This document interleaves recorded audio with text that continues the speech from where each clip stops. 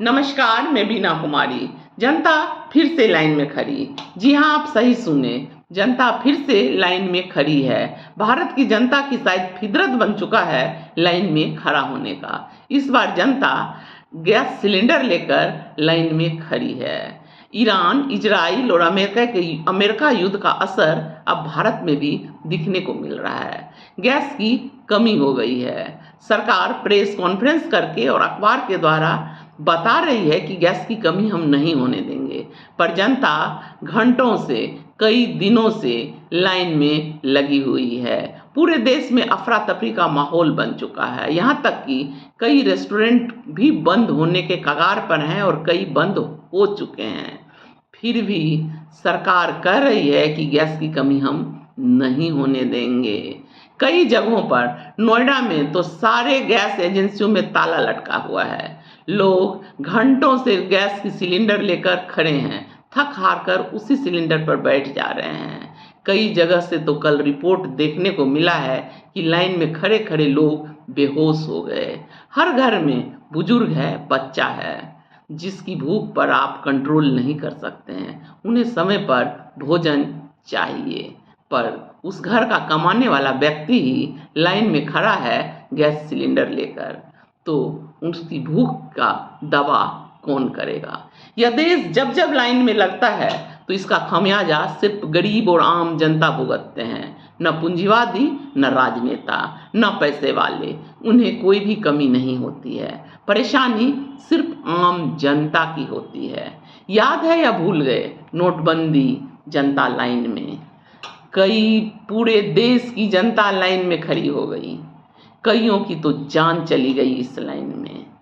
Corona, याद है या भूल गए? एकाएक सरकार 8 बजे आकर अनाउंस करती है कि पूरे देश में कल से रेलगाड़ी, बसें, सब चीज बंद हो जाएगा। जनता अपने घर की ओर भागती है। डरावना माहौल हो जाता है। मुंबई से बिहार तक का सफर लोग पैदल करते हैं। उस अटैची पर बैठाकर छोटे छोटे बच्चों को माएँ खींचती हुई नजर आती हैं। कईयों की जान फिर चली जाती है। भूखे प्यासे लोग अपना सफ़र घर तक का तय करते हैं। एक बेटी अपने पिता को मुंबई से साइकिल पर बैठाकर बिहार तक का सफ़र तय की, पर सरकार मस्त थी और जनता त्रस्त थी।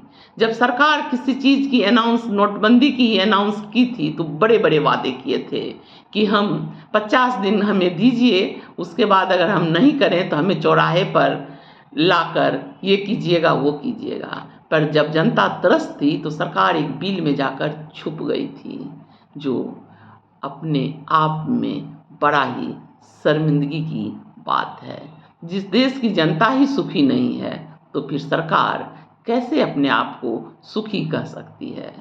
कोरोना काल भूले नहीं होंगे।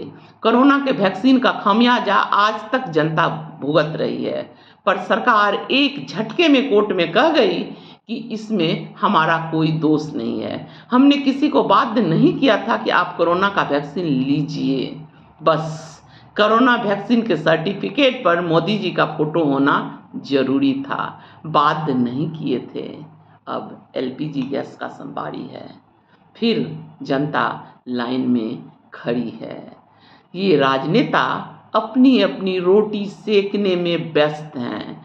कोरोना काल में मोदी जी मोर से खेल रहे थे, फोटो शूट कराने में व्यस्त थे और जनता सड़क पे मर रही थी।